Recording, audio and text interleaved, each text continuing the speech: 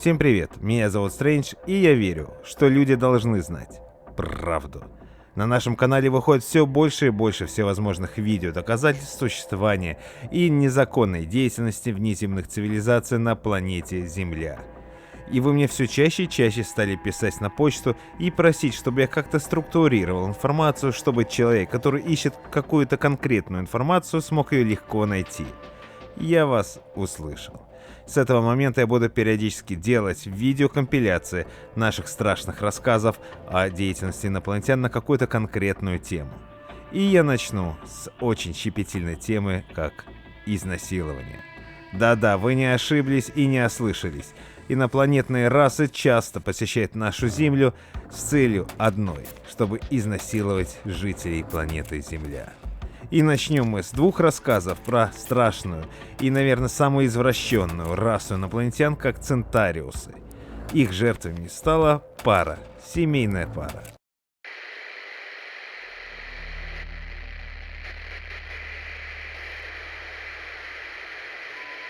Всем привет, меня зовут Стрэндж, и сегодня я хочу поделиться с вами кусочком моей повседневной жизни по поиску информации.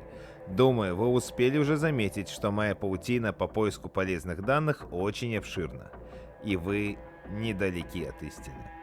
Чаще всего вы сами, мои подписчики, присылаете свои истории.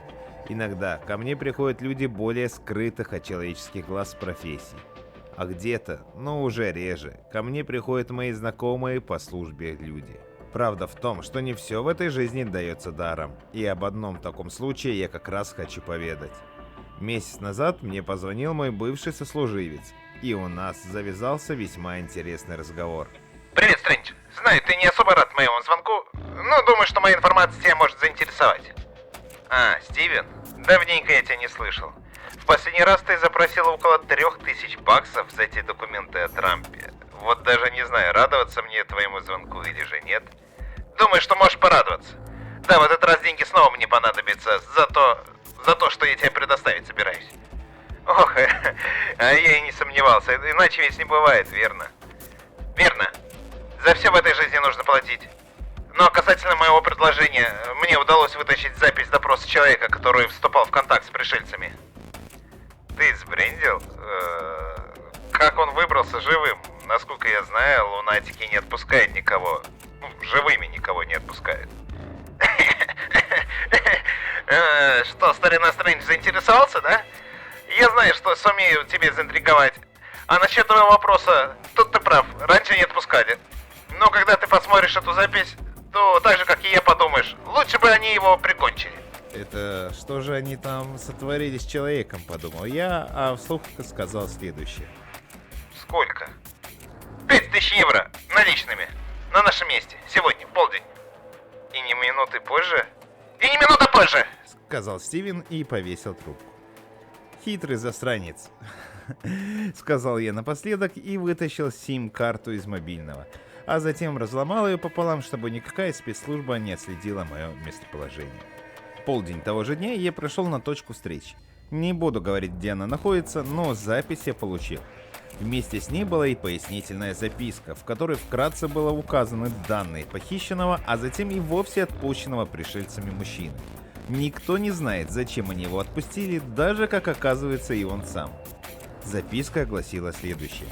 Мужчина, 30 лет, брюнет, рост 1,80 м, вес 60 килограмм, зовут Орландо. По его словам, шел из бара «Пивная» у Эрла в направлении своего дома, а затем увидел в небе странный объект, который светился бирюзой. Сам объект пролетал мимо дома Орландо. Мужчина дошел до своего жилища, открыл ключами дверь, а дальше, по его собственным словам, потерял сознание и очутился уже в другом месте. Я решил включить запись допроса. Пояснение лишь усилило мой аппетит. Вот только от внешнего вида допрашиваемого меня чуть не вырвало. На левом глазу красовался глубокий шрам у него. Самого глаза видно не было. Мочка правого уха отсутствовала напрочь. Страшное зрелище, скажу я вам. Волосы выглядели обожженными, будто бы какой-то неаккуратный ребенок решил поиграться со спичками. По лицу самого же человека было видно, что несмотря на обработку антисептическими средствами и мазями, он испытывал агонию от боли. Заметно это было потому, как он периодически кривился и норовил почесать свое лицо, но тут же отдергивал себя. Возможно, чесотка доставляла ему раздражающую боль. «Мистер Орландо, получается, вы видели НЛО?» — спросил человек за кадром видеокамеры, обладающий грубоватым, но одновременно с этим располагающим к себе голосом. Сам мистер Орландо сидел за деревянным столом, он не был прикован наручниками. Голые стены позади, а также маленькое решетчатое окошко в левом верхнем углу помещения. Все это совсем не намекало на дружелюбную атмосферу. Что-то где-то, как-то... Я устал. Как мне можно будет вернуться домой, к жене? Тогда же, когда вы расскажете все, во всех деталях. Спокойно продолжил неизвестный мужчина. Я постараюсь помочь вам. И да, если вам вдруг снова станет плохо, то скажите, пожалуйста. Я вызову профессионального военного медика. Я мало что помню. Кажется, я выпивал с друзьями в пивную Эрла, а потом, возможно, я направился домой. Да, это вы сказали мне 5 минут назад. Но вы помните, кто вас изуродовал? Вместо ответа Орландо задал встречный вопрос. А кто у вас? Простите, не удержался. Я подумал, что эта шутка рассмешит меня. Удалось? Голос человека за кадром даже не дрогнул от насмешки. Нет, стало хуже. Нет, черт, как же саднит лицо. В последний раз я ощущал себя так, когда... Человек осекся. Когда что? Продолжил собеседник. Когда надрался в хлам со своим отцом, и мы избили друг друга из-за того, что он оскорбил мою жену. Вот, вспомнил. Я шел домой тогда, мы как раз планировали с супругой отметить нашу 10-ю годовщину, а потом... Орландо переплел свои тонкие худощавые пальцы и вполголоса ответил. Знаете, ваши вопросы начинают мне помогать вспомнить, но, наверное, лучше бы я умер. Скажите, вы можете гарантировать безопасность меня и моих близких? Можете не сомневаться, что государство вас защитит. Усмехнулся Орландо. Государство, говорите? Это вряд ли. Но ваш голос меня успокаивает и располагает к себе. Хотя отчасти я понимаю, что это ваша работа. Мужчина кивнул куда-то в левую сторону. «Сидите здесь, допрашивайте всяких людей, да?» Ответа не последовало. Мужчина откинулся на спинку стула, а потом сказал. «Меня похитили». «Кто?» Было слышно, что допрашиваемый чуть подался вперед. «Пришельцы, но вы мне не поверите». «Поверим. Вы были на их корабле?» Заинтересованно спросил допрашивающий. «Был. И это не те павильоны, что напридумывали наши, невероятно прекрасный наш Голливуд. Это место намного мрачнее. И пришельцы не такие милые, как нам показывают по телевизору. Эти, черт побери, особи. Они похожи на нас, на людей, есть существенные отличия». «И какое же, мистер Орландо?» «У них глаза вполне человеческие. Вот только во лбу есть третий глаз, а он, в свою очередь, уже другой. На вид это черная точка, подсознательно, когда я взглядывался в нее, в эту черноту, я понимал, что эта самая чернота смотрела на меня в ответ. И это, блядь, не метафора». Голос человека задрожал не то от боли, не то от страха. «Они представились как центаурусы», — продолжил Орландо. «Говорили на чистом английском, как если это были лорды откуда-то из древней глубинки Англии. Их голоса немного вибрировали, как вспомнив, в дрожь бросает». «Что они хотели от вас? Вы ведь простой работяга с цементного завода, если не ошибаюсь», — спросил допрашивающий. На видеозаписи послышался звук перелистываемых страниц. По-видимому, это было личное дело мистера Орландо. Я тоже себя об этом спросил. Зачем я им мог понадобиться? И как они вообще узнали, где я живу? И я даже спросил их об этом. Потом... Мужчина сильно скривился, с виду казалось, что он вспоминал что-то очень для него травмирующее. Потом они отсекли мне левую мочку уха в наказание за расспросы. Знаете, я всегда думал, что переживу любую пытку. Мой отец частенько колотил меня в детстве, и я привык к его побоям. Но здесь... Простите, я не хочу вдаваться в подробности. Мне становится плохо, да и вообще, будь моя воля, я бы не разговаривал об этом с вами. Понимаю. Но нам нужно, чтобы вы говорили с нами, Орландо. Со мной. Здесь и сейчас. От этого зависит жизнь многих людей. Многих людей, да? Например, чьих? Вы же сами поручились, что защитите всех. Увы, всех спасти нельзя. И это общеизвестный факт. Но мы не о философии сейчас. В вашем же случае я говорю о вашей горячо любимой супруге. Кажется, ее зовут Анна, не так ли? Анетта. Грустным голосом поправил допрашивающего мистер Орландо. Все-таки это было не сон, да? Она у них? Боюсь, что так. По крайней мере, там, где вас нашла патрульная полицейская машина, вашей супруги не оказалось рядом.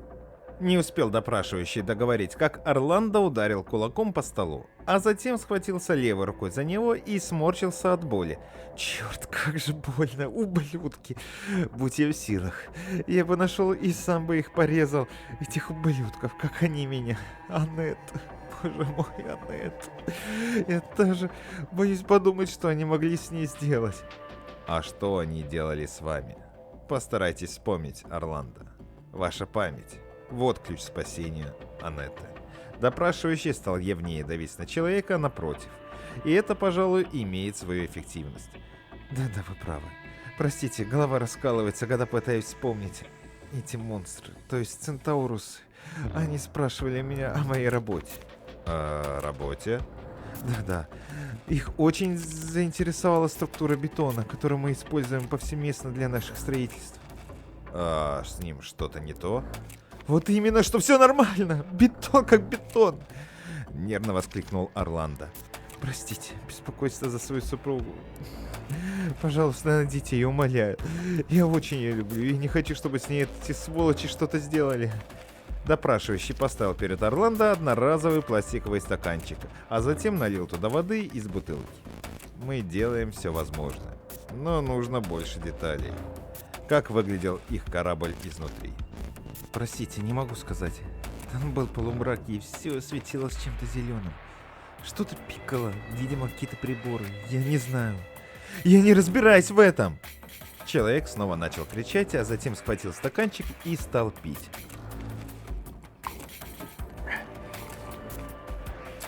Но потом остатки содержимого вылил себе на лицо. Видимо, это немного успокоило его. В кадре воцарилась тишина. Мистер Орландо долго смотрел в пустой стаканчик. Его губы периодически шевелились, создавая впечатление, будто бы он с кем-то разговаривал. Они отрезали мне палец за то, что я стал расспрашивать их о своей супруге. Кажется, они похитили нас вместе. Не знаю, у меня всплывают в голове какие-то обрывки, но голова очень сильно начинает болеть. А шрам? Откуда он у вас? Спросил допрашивающий. Шрам?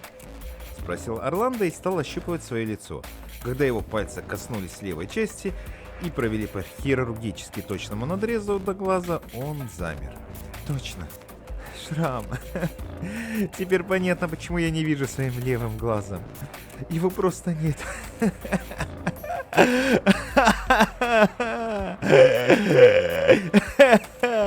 Истерически стал смеяться Орландо.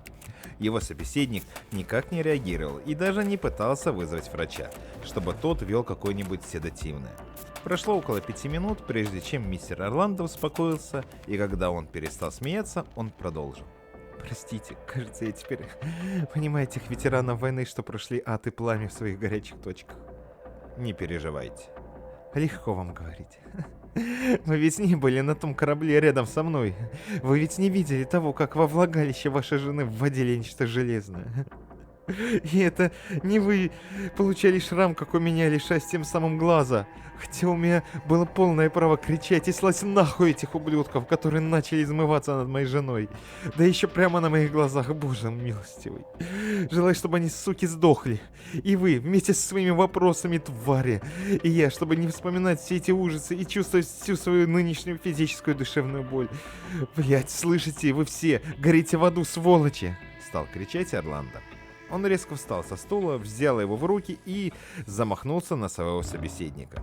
Собеседник же что-то выхватил и прикоснулся этим чем-то к ноге человека. Раздался треск, и мужчина упал на землю. Объект обездвижен. Допрос окончен. Нужно найти Анетту. Запускайте все спутники, все системы слежения. Ищите ее по всей стране. Возможно, она еще жива. Все таким же спокойным и не дрогнувшим голосом сказал что-то допрашивающий и отключил запись. Как видите, дорогие зрители моего канала, все не так просто. Сначала таинственная лужа из зоны 51, затем сквиллинги, теперь некие центаурусы. Мне жаль, что я снимаю ваши розовые очки. Но я все еще верю, что люди должны знать правду. Всем привет, меня зовут Стрэндж, и я верю, что люди должны знать правду. Прошло уже несколько дней с того момента, как я показал вам видео допроса одного из похищенных. И я не стану скрывать, мне все это время не дает покоя вопрос: где Анетта? Думаю, что и вы сами весьма заинтересованы найти ответ. И я решил поделиться с вами тем, что мне удалось найти. Но у меня просьба: уберите от экранов детей и беременных женщин. Потому что то, что я вам раскрою, может вторично повергнуть вас в шок. Итак, дело было в воскресенье 18 февраля. Позавтракав, мне в голову пришла мысль, к кому бы я мог обратиться за возможными ответами. Что-то фантома давно не слышно. Надо бы хоть позвонить ему, узнать, как он, подумал я, набирая его номер телефона. Мы с ним уже давно знакомы, можно сказать, что со школьной скамьи. Разве что пути разошлись, когда школа закончилась. Я поступил в Массачусетский институт технологий. А мой друг, которого уже тогда я в шутку называл фантомом, из-за его псевдонима в игровом зале ушел в армию. Сейчас он дослужился до того ранга, когда можно высказать свои опасения по тому или иному вопросу самому министру обороны США. В общем, занятой человек и при этом очень рискующий, когда связывается со мной. Вот и в этот раз, когда я ему решил позвонить, у меня были сомнения, а стоит ли его тревожить вообще. С другой стороны, мне правда любопытно, где он и как. Алло, Фантом? Стрэндж. Давно не виделись, точнее не слышались. Как дела, старина? Что нового? Все в порядке, рад тебя слышать. В своей кухонной суете, ну, ты знаешь. Ну да, знаю. У нас тут тоже каждый день суета, то одно, то другое. Причем даже не всегда по работе. Вот, например, знаешь, на днях руководство вызвало дезинсектор. Тараканов травить. Откуда у нас тут тараканы взялись, не пойму. Понятно. Надеюсь, что их отрава не повредит твоему здоровью? Не-не-не, меня таким не возьмешь. На то и фантом, дружище. Вроде я есть, а вроде и нет. Так что не переживай. Как отметил день рождения, рассказывай. Отлично. Удалось сделать несколько вкусных пиц. О, и как назвал? Первая была наречена мной Трампом в честь предыдущего президента, а вторая – дорогой. Потому что я добавил в нее случайно много халапеньо. И когда ее съедаешь, ощущение, что еще немного и ты потеряешь сознание. Как если бы оказался под чьим-то гипнозом. Не стал бы я ее пробовать. А вообще, звонишь ты сегодня зачем? Соскучился или, может, есть какие-то идеи? Ну там, как назвать новую пиццу? И то, и другое. Я усмехнулся, мне всегда нравилось, как мы играли с ним в эту игру. И никто ничего не мог заподозрить. Никогда. Нам эта идея пришла еще, когда мы были детьми. Шифроваться. Но тогда никто из нас даже не догадывался, что подобное может пригодиться в нашем будущем. Мне тут недавно дали один рецепт пиццы. Но вот его автора, точнее супругу, пока не могу найти. Быть может, подсобишь? Рецепт я тебе отправлю. Там же инициалы всех участников. Хорошо, я погляжу. Через некоторое время тебе наберу. Бывай. Давай, Фантом. До звонка.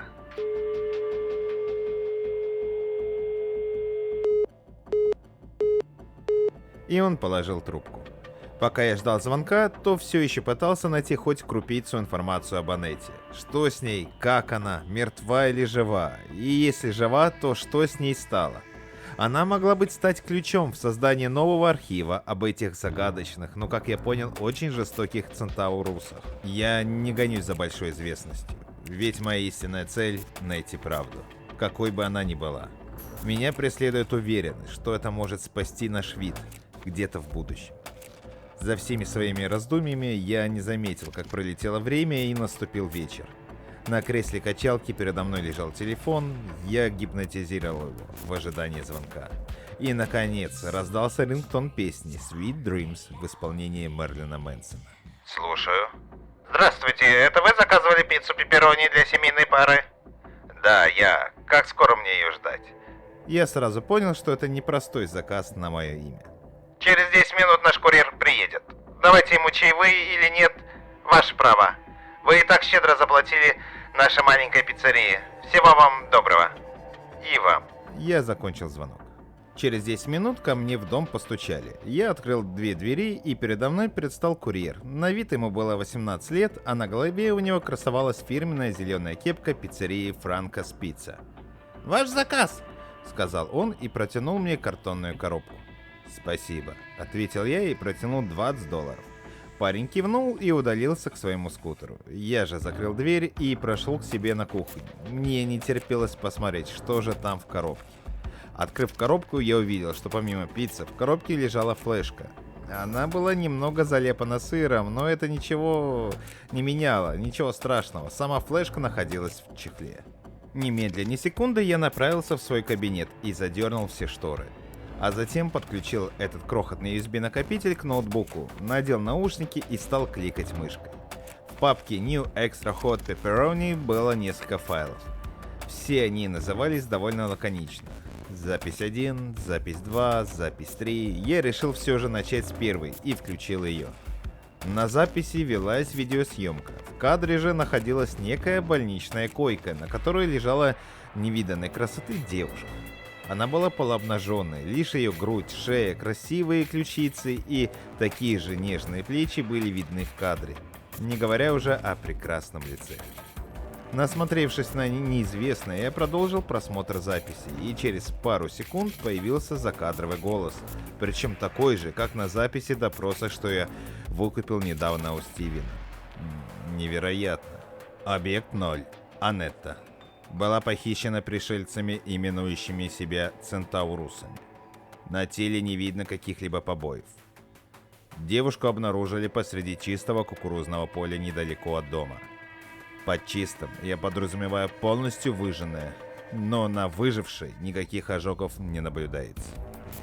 Первичный анализ крови показал, что в организме не обнаружены какие-либо опасные для жизни химикаты, разве что неизвестный нам белок. Но его значение мы пока не выяснили.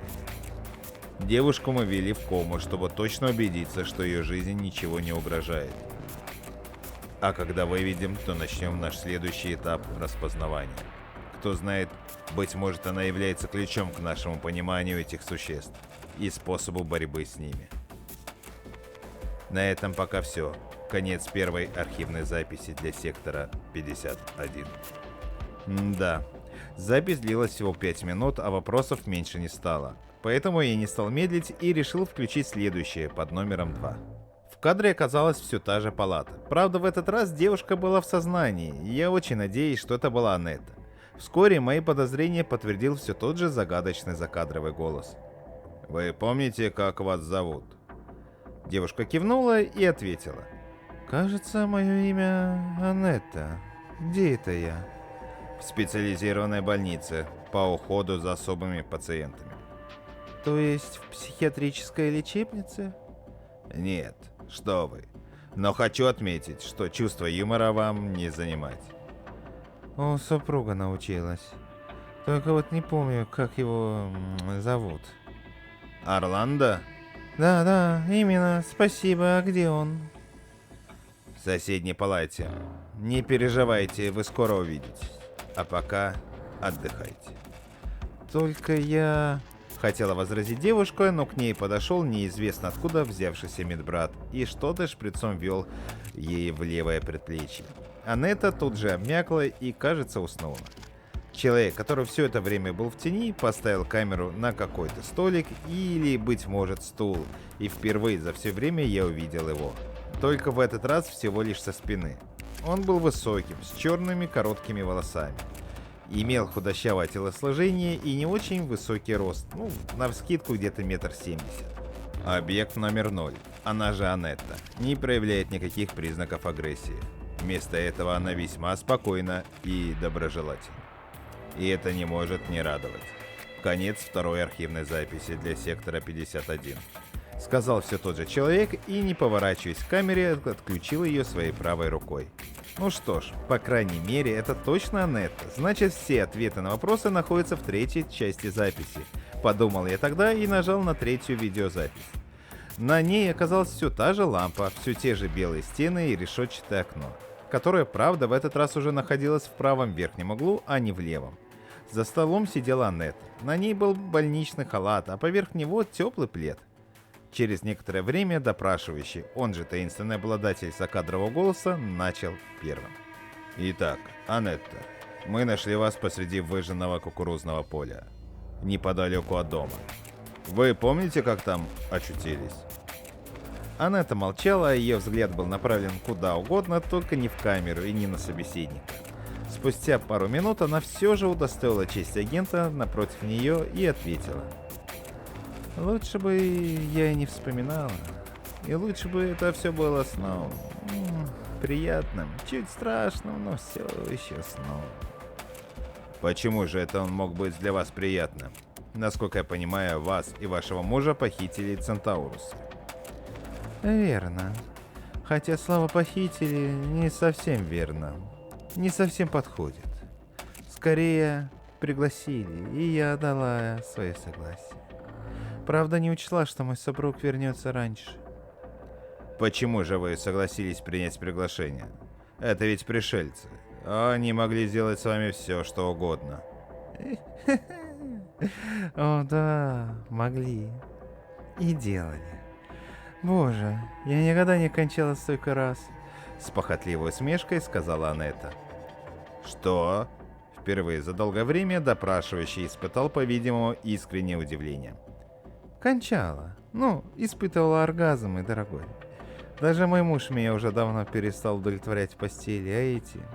Центаурусы...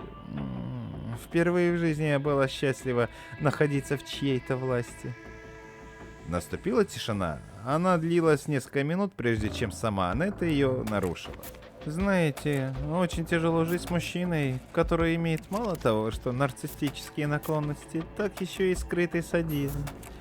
Наш секс с ним всегда был очень, знаете, экстравагантным, что ли. Удовольствия я не получала, только боль. Многие мои подруги, конечно, хвастались их успехами в практике БДСМ и связывания. Но даже от боли я так не научилась получать удовольствие. По крайней мере, от своей собственной. Кстати, об этом. Где мой там супруг-садист? С презрительной ухмылкой спросила Анетта. «Проходит реабилитацию. Ваши доброжелатели очень сильно искалечили его». Ох, не сомневаюсь. Это ведь я попросила их причинить ему максимальный вред. И они даже позволили мне посмотреть, как они пытали его, как резали его кожу, пальцы. Вы, наверное, думаете, что я свихнулась, но я правда искренне была рада видеть, как страдает мой глубоко неуважаемый супруг. «Почему же вы с ним не развелись?» А куда мне идти? Мы живем в такой глуши. Да и никто не верил мне, что этот человек просто парень завода. Такой доброжелательный может навредить собственной супруге, которую, по его же собственным словам, он горячо любит. Девушка замолчала и отвернулась, а затем положила руку себе на шею и пальцем провела от еремной впадинки до ложбинки своей груди. Она чему-то улыбнулась и продолжила с нескрываемым злорадством. Особенно мне доставляло удовольствие наблюдать, как мой муж кричал от бессилия, когда в моем влагалище входил некий аппарат пришельцев. Эта игрушечка понравилась мне больше всего, вы бы знали. А для пущего эффекта они ввели мне какое-то вещество, которое лишь расслабило мое тело. У меня до сих пор ощущение, что я как будто переродилась. «Так они все же пытали вас, верно?» Задал человек свой наводящий вопрос. Очень сладко. Они искали все мои эрогенные зоны и искусно играли на них. как если бы очень умелый скрипач играл на свою музыку на любимой скрипке. Где-то в мыслях я понимала, конечно, что они меня изучают, и что, наверное, их доброжелательность обусловлена куда более скрытыми мотивами, но... Пожалуйста, поймите меня. Впервые за 15 лет я испытала оргазм за оргазмом. Мне никогда еще не было так хорошо. Более того, я получала и моральное удовольствие лишь от осознания, что мой супруг надолго запомнит все произошедшее с ним. Кстати, как считается, он запомнил? Запомнил, верно. Вы рады? Очень. Чуть ли не подпрыгивая на стуле, сказала она это и захлопала в ладоши, продолжая смеяться. Ой. Они что-то спрашивали вас? Спросил голос за кадром, и вот он был очень терпеливым и спокойным.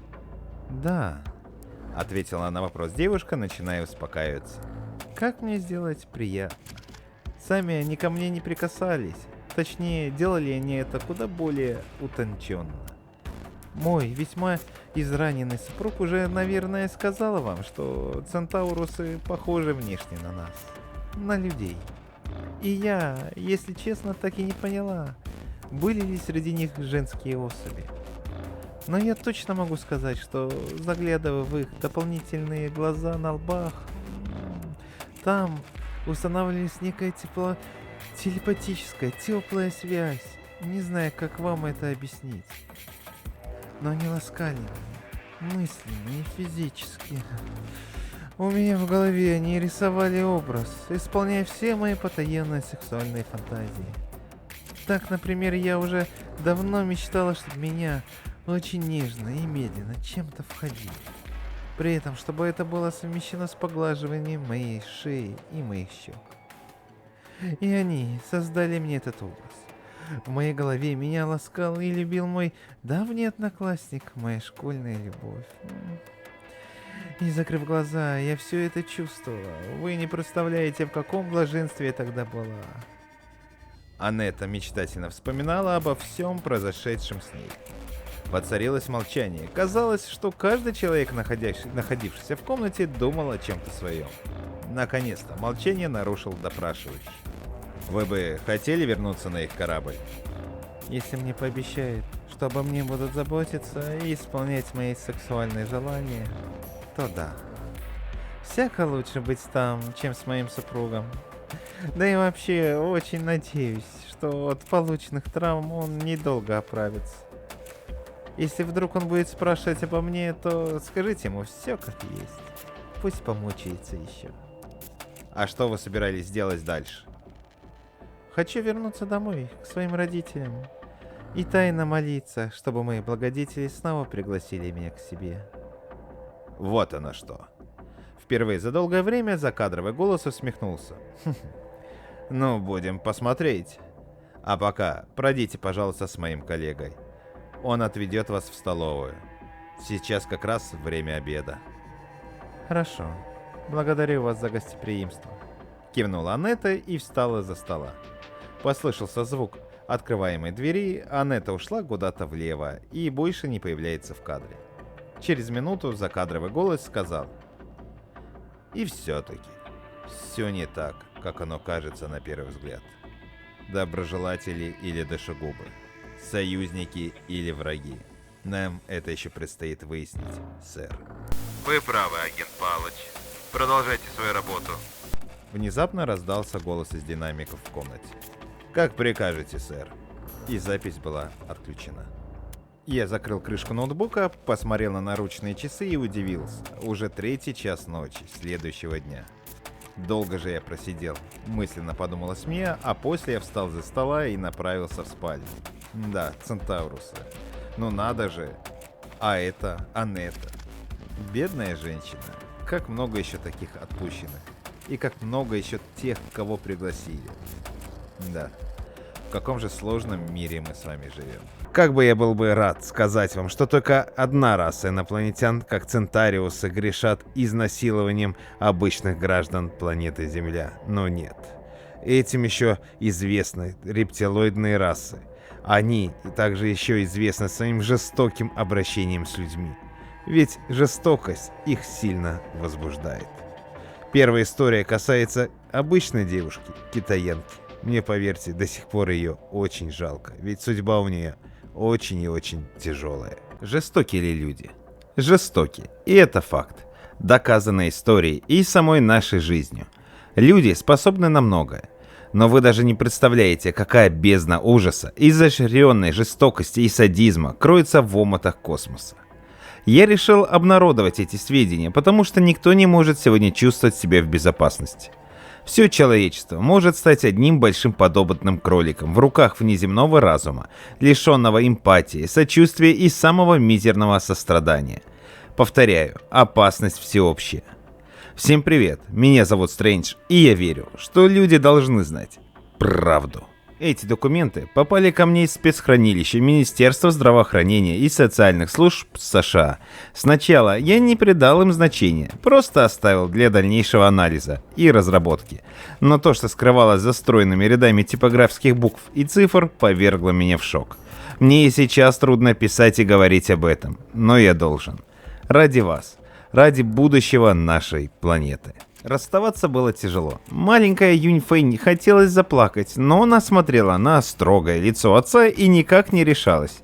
Девочка прижималась детской щечкой к теплому, родному животу своей бабули и все-таки заплакала. Отец 5-летней девочки принял окончательное решение.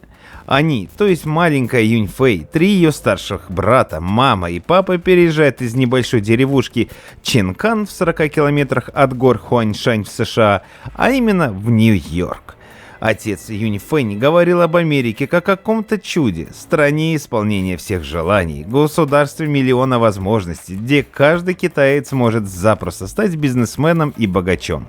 Бабушка слушала слова своего зятя, только кивала головой, соглашалась, а потом говорила соседкам, что ее зять, скорее всего, чпокнулся на голову.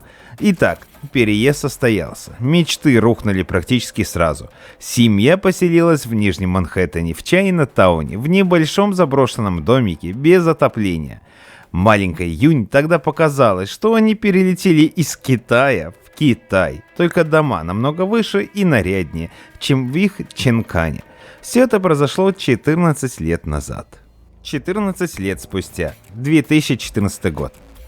Предоставьте мне медицинский формуляр. Юнь Фэнь Хунь, 19 лет, проживающий по адресу угол Пейл Дойерс, 13. Надо же. А она с Чайна-тауна, хотя все вполне логично.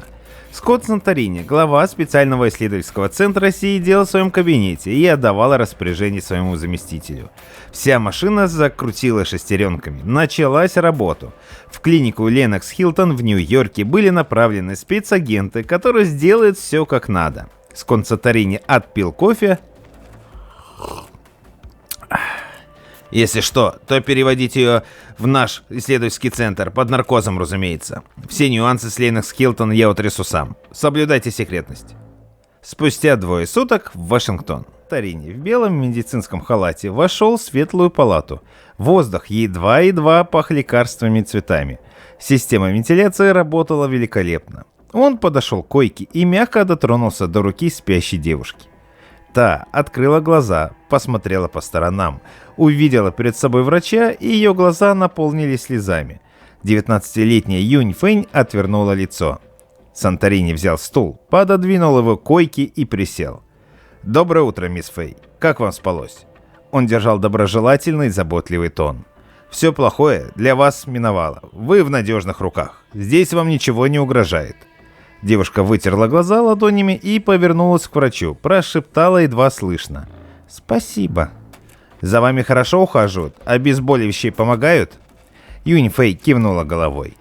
«Для составления анамнеза я должен задать вам несколько вопросов, мисс Фэй. Извините, это моя работа». Санторини развел руками, стараясь казаться проще. «Вы готовы?» Фэй снова кивнула и еще раз досуха вытерла глаза, оправила на себе белое одеяло и увидела цветы на тумбочке неподалеку. Санторини перехватил ее взгляд. «А это принес один парень из медперсонала. Хотел сделать вам приятное. Вы ведь настоящая красавица». Девушка попыталась улыбнуться. Санторини смотрел на ее опухшее кровоподтеками лицо и поправил свою маску. Давайте начнем. Из показаний потерпевшей. Потерпевшая Юнь Фэньхунь, 19 лет, китайского происхождения, пережила групповое изнасилование в одном из кварталов Чайнатауна.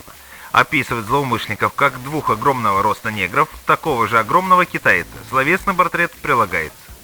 Из заключений врачебной комиссии Ленокс Хилтон. Пострадавшая доставлена в бессознательном состоянии, обширная кровопотеря, множественные гематомы и разрывы половых органов с трансматочным повреждением. В перспективе летальный исход. Санторини сочувственно покачал головой и задал вопрос. «Это все, что вы можете вспомнить?» Заплаканная Фэй была готова впасть в истерику. «Это все. Я уже много раз повторяла. Оставьте вы меня от меня уже наконец. Единственное, что я хочу, это чтобы меня все оставили». Санторини встал и вышел из палаты, не говоря ни слова. Направился в свой кабинет и вызвал дежурного врача из исследовательского отделения, где находилась Юнь Фэньхунь. Врач явился незамедлительно, и Санторини, по привычке касаясь подбородка, отдал следующее распоряжение. Подопытная Юнь Фэй пребывает в предистеричном состоянии. Возможен срыв, я так думаю. Сейчас введите ей седацию. После наступления фазы глубокого сна введите ей спецпрепарат, который позволит расширить ее сознание, снять блокировки и выяснить обстоятельства ее похищения. Извините, сэр, думаете, все-таки был контакт? Санторини высокомерно усмехнулся. Ну, разумеется. Препарат подберите на основании проведенного комплексного обследования слизистых, крови и лимфы пациентки. Результат томографии головного мозга готов? Готов. Тогда действуйте, не теряйте времени. Из официального отчета главы специального исследовательского центра Скотта Санторини. Юнь Фэй, далее подопытная, дала показания в фазе глубокого сна под воздействием группы гиперноотропных психотропов. Далее привожу выдержку из диктофонной записи показаний.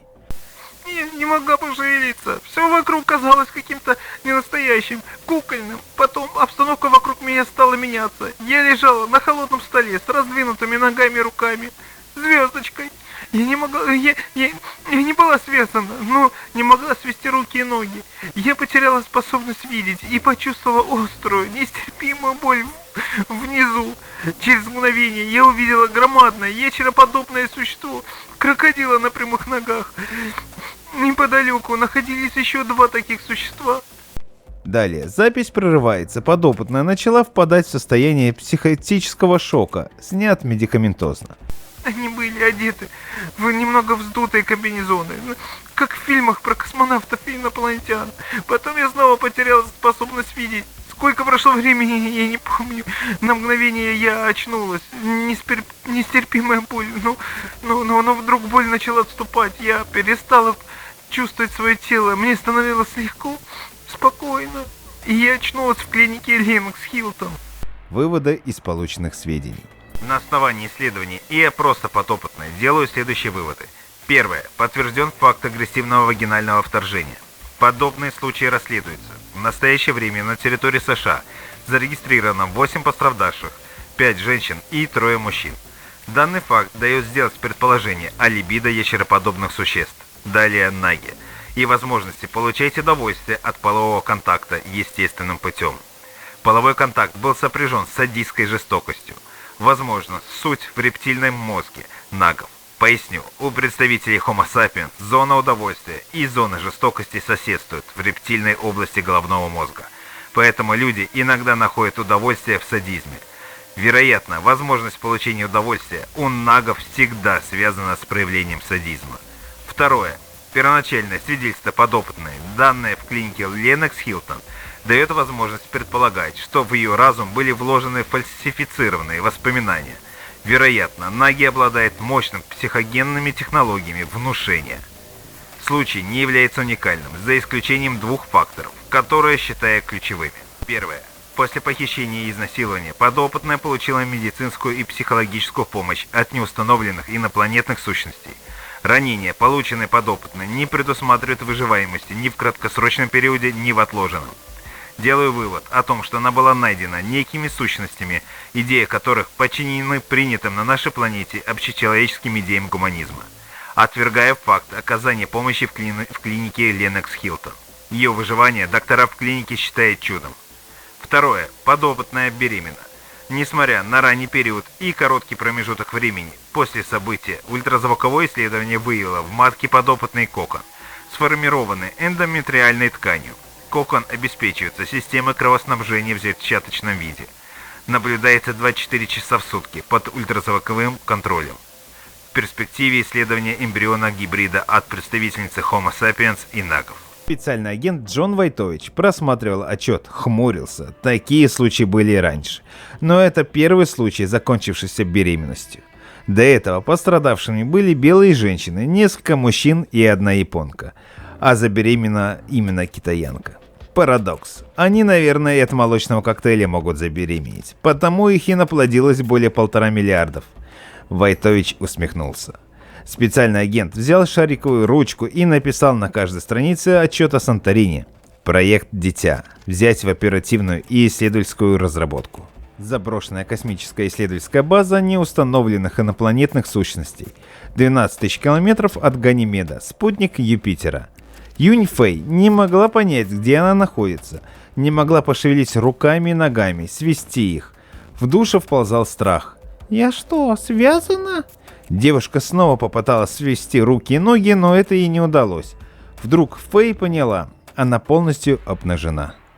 Ценой невероятных усилий Юнь Фэй смогла оглядеться. Неизвестная обстановка, небольшое продолговатое помещение, непонятные приборы вдоль стен и в самих стенах. Своды помещения закруглялись к потолку. Было стойкое ощущение, что это где-то уже не на земле. Это все сон, просто кошмар. Сейчас я сильно зажмурю глаза и проснусь. Но кошмар не прекратился. Как я попала сюда? Фэй вспоминала, как шла по улице, свернула к своему дому на Пейлдойрс 13 и ощутила мощный удар в затылок. Вспышка света, чувство движения, и она очнулась здесь.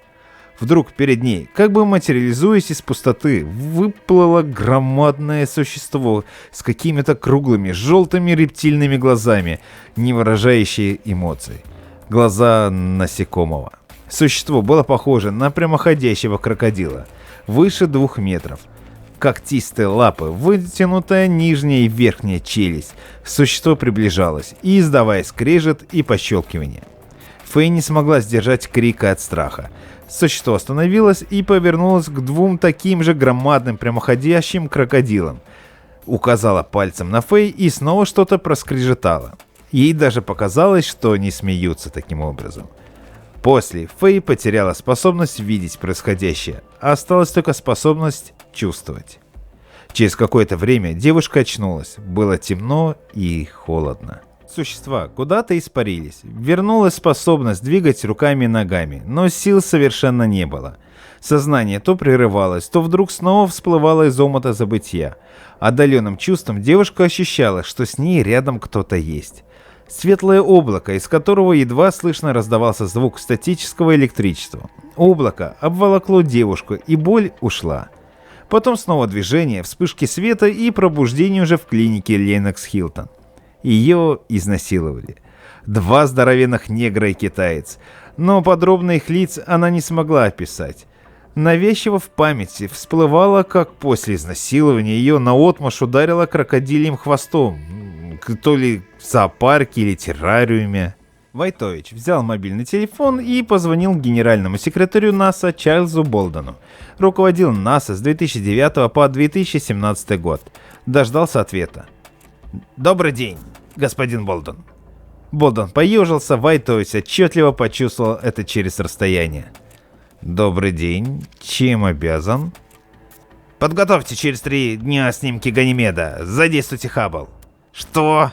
Мне плевать на бесперспективность исследований Ганимеда. Вы прекрасно осведомлены, что нас интересует объект 13Z0720, а не атмосфера и грунты. Через 3 дня снимки должны лежать у меня на столе». «Отлично». Окончив разговор, Войтович достал свой блокнот, раскрыл и жирно подчеркнул одну из записей. Объект 13Z0720. Ганимед. Спутник Юпитера. Предположительно, замаскированный объект неземного разума. Исследование невозможно по техническим причинам. Мы живем, любим, стареем и умираем. Постоянно стараемся жить нормально. По возможности счастливо. Кому как дано на этом свете. Большинство об этом не задумывается, просто живет и идет по жизни осторожными или разнузданными шагами. Лишь единицы подозревают о том, что происходит на нашей планете. Но кому-то удается стать очевидцем. До боли познав любознательность пришельцев, их изощренную жестокость и садизм. Как показывает реальность, им не чужды и более низменные чувства. Всем привет, меня зовут Стрэндж, и я верю, что люди должны знать правду. Наш подписчик из Варшавы является высокопоставленным служащим в Бюро расследований внутренних дел. Связался со мной и под мои личные гарантии полной анонимности передал страшную историю, которая случилась с 2 гражданами Польши. Сегодня я раскрою эти ужасные, засекреченные документы. Разумеется, в целях безопасности моего источника все имена изменены, а документам придан художественный окрас. Поверьте мне, то, что вам предстоит сегодня услышать, навсегда изменит вашу жизнь. Итак, я начинаю. Кася и Томик наконец-то вырвались в путешествие. Решили оторваться по полной за весь рабочий год. Выкраивали это время, планировали и наконец-таки все срослось. Они в Париже. Путь из Кракова не был долгим, ведь это Европа. Здесь все близко и далеко одновременно. Так простой служащий, скажем, где-нибудь в порту в польском Гданьске, мог всю жизнь просидеть дома, не побывав ни в Берлине, ни в Женеве и даже в Париже. Кася и Томик не были простыми служащими. Они относились к рангу так называемой «золотой молодежи» и имели возможность путешествовать. Жаркая музыка давила на уши пульсирующими вспышками. Полумрак помещения озарялся мигающим светом под быстрое вращение стробоскопа. Томик причудливо сплетал руки, двигал торсом, дергая головой. Кася же стояла к нему спиной и игриво дразнила его, прижимаясь ягодицами к его паху в такт музыки. Им было хорошо и весело, громко и смешно. 2 девушки неподалеку смотрели, оценивающие на Томика, смеялись, не отводили немигающие глаза с расширенными зрачками. В какой-то момент Кася повернулась к Томику и прошептала ему прямо в ухо: «Я хочу тебя». После она просто взяла его за ремень и потянула за собой. «Кася, я люблю тебя». Он целовал ее губы, лапал ее ягодицы, прижимал к себе, а Кася лезла ему в штаны. Все случилось как-то сразу и неожиданно. О нет, он не овладел ей в туалете ночного клуба, и у Каси не случился оргазм. Они просто оторвались друг от друга, уносимые вихрем движения во всеобъемлющей яркой вспышке. Последнее, что помнили оба, так это свои руки, тянущиеся друг к другу в разрывающемся водовороте. «Кася! Томик!» Через мгновение они очутились в незнакомом помещении, белом и пустом, без окон, но освещенном. Ламп не было, свет распространялся из ниоткуда. Казалось, что само пространство излучает волны пульсирующего света. Он то затемнялся, то снова усиливался. Комната погружалась во мрак и озарялась светом с очень быстрой амплитудой. Свет давил. Возникало чувство, что он ощущается буквально кожей. «Томаш, где это мы? Томик, ты слышишь?» Молодой парень лежал рядом, он был обнажен. Кася удивленно и испуганно смотрела на его грудь. Взгляд опускался к гениталиям. Это же случайно наверняка все произошло. Кто-то устроил розыгрыш, затянувшийся и не вполне удачный. Кася помнила, как перед входом в ночной клуб Томик дал ей какую-то таблеточку, и она выпила ее, запила пивом. Через несколько минут стало весело, смешно, энергия и эйфория зашкаливали. Наверное, она отключилась, и они оказались здесь. Но кто привез их тогда сюда? Господи, Кася подтянула ладонь к лицу и прикрыла рот в испуге. А может, их похитили? Кася начала тормошить Томика за плечи и только в этот момент поняла, что она сама также обнажена. Голос срывался на плач. «Томик, миленький, очнись, Томик!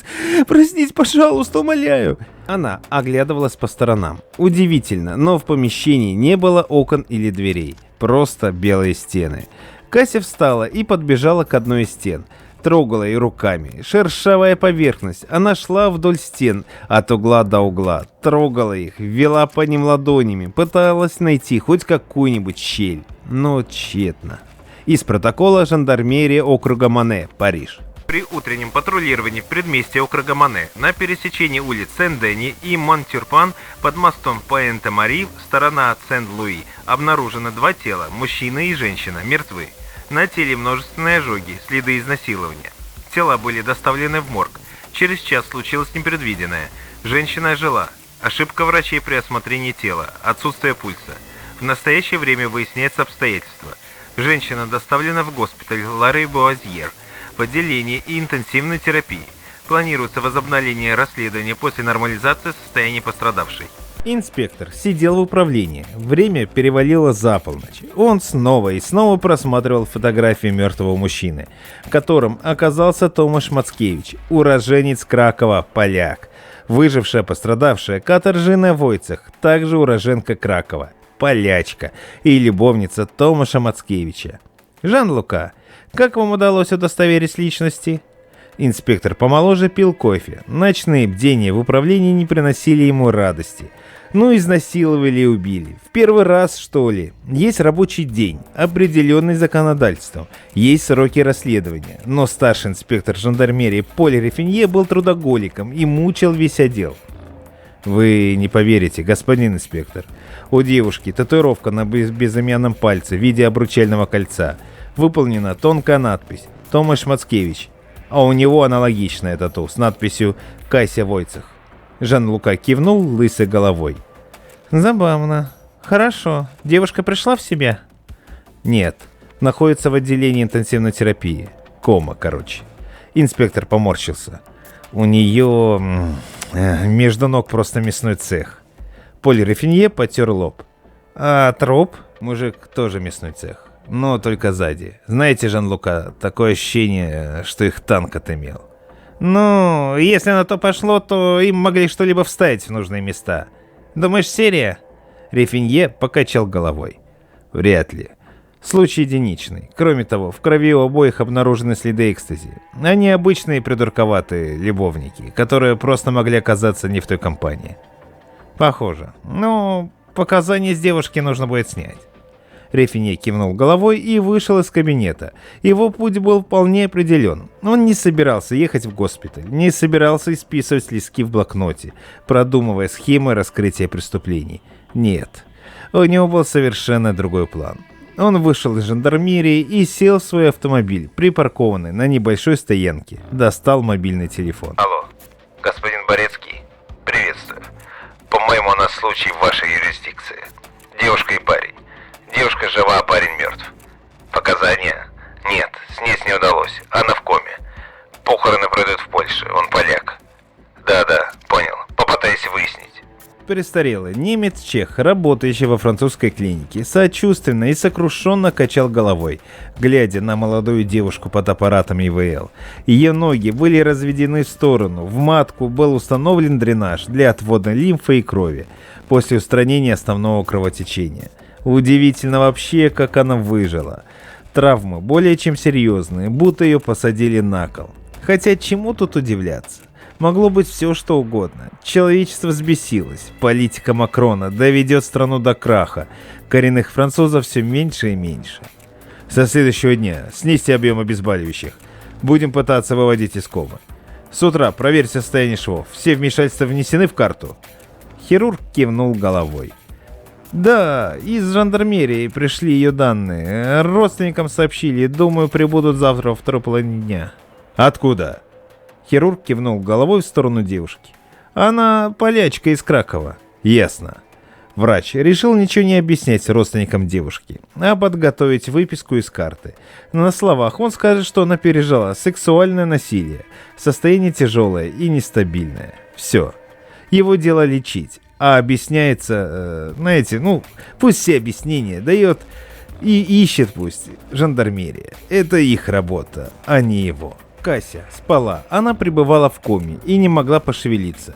Все тело было сковано, а сознание гуляло по лабиринтам тьмы. Она раз за разом проваливалась во мрак, выплывала из него и оказывалась в квадратном помещении с белыми стенами. В своем нынешнем состоянии она не могла различить сон от действительности. Все казалось ей кошмаром, который вот-вот закончится, но кошмар только начинался. Она помнила, как некая невидимая сила подняла Томика с пола, взметнула к потолку, а после уронила на пол, как будто кто-то выбивал половик. Томика согнула пополам. Он открыл глаза, удивленный и не сознающий происходящего. Попытался встать, но ему не дали этого сделать. Рядом раздавались булькающие, шипящие и щелкающие звуки. У самого уха прошипело: «Не шевелись, если хочешь жить». Девушка закричала, все казалось нереальным. Она попыталась бежать, но бежать было некуда. Во вспышках света она увидела когтистые лапы, вслед за которыми перед ней проявились два существа. Это были не люди, нет, двухметровые рептилии скорее. Похожие на крокодилов, стояли на ногах, тянули к ней лапы. В какое-то мгновение твари стали драться между собой.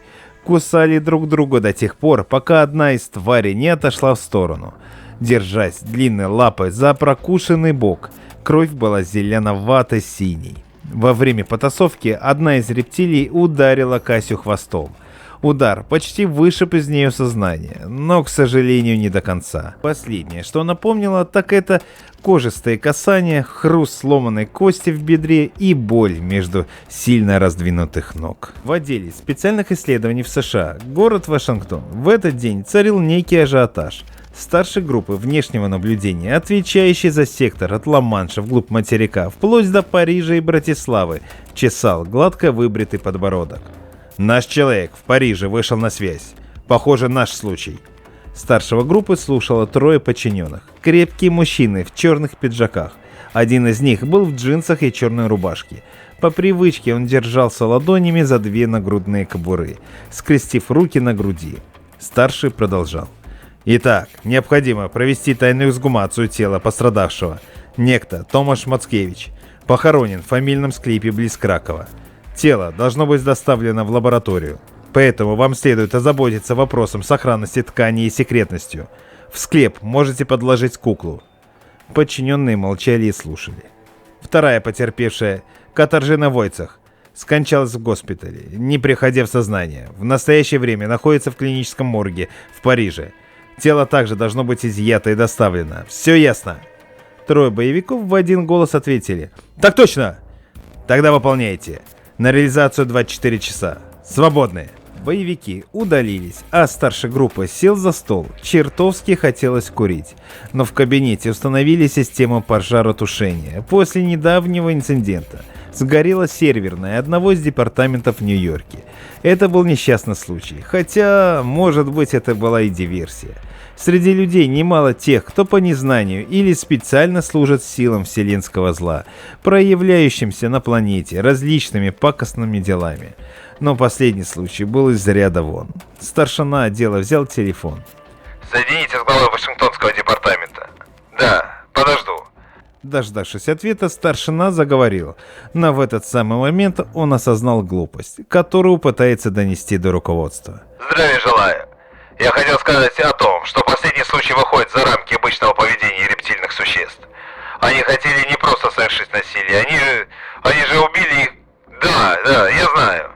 Нет, я не сошел с ума и не перетрудился, но вы не понимаете, так нельзя». На том конце молчали около минуты, а потом задали простой и тривиальный вопрос. «У вас есть конкретные предложения?» «Да. Мы располагаем сведениями о местоположении двух подземных баз рептильных существ. Одна из них крупная, по всей видимости является головной, вторая поменьше. Предлагаю силами военного спецназа провести рейд и уничтожить малую базу.